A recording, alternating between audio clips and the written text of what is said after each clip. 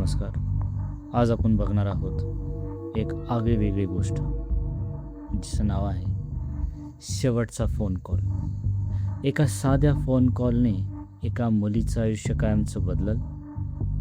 हा कॉल कोणाचा होता आणि त्यामागचं सत्य काय होतं, शेवटपर्यंत नक्की ऐका, कारण शेवट तुम्हाला हादरवून सोडेल.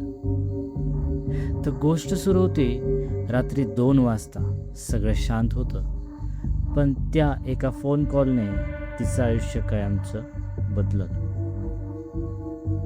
ही गोष्ट आहे सायलीची, एक साधी शांत मुलगी जी शहरामध्ये एकटी राहणारी आहे.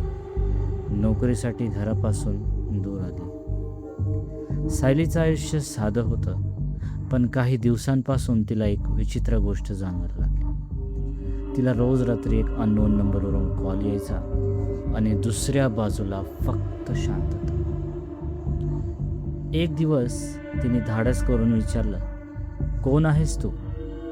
आणि पहिल्यांदाच आवाज आला, मी तुझ्या जवळच आहे. सायलीने लगेचच दरवाजा उघडला, पण बाहेर कोणीच नव्हतं. फक्त तिचा फोटो दरवाजाजवळ ठेवलेला. आता ती पूर्ण घाबरली होती. तिने पोलिसांना कॉल करायचा विचार केला, पण अचानक पुन्हा फोन वाजला. पोलिसांना सांगितलंस तर पुढचा फोटो तुझा शेवटचा फोटो असेल. सायलीने धाडस केलं आणि फोन ट्रॅक केला.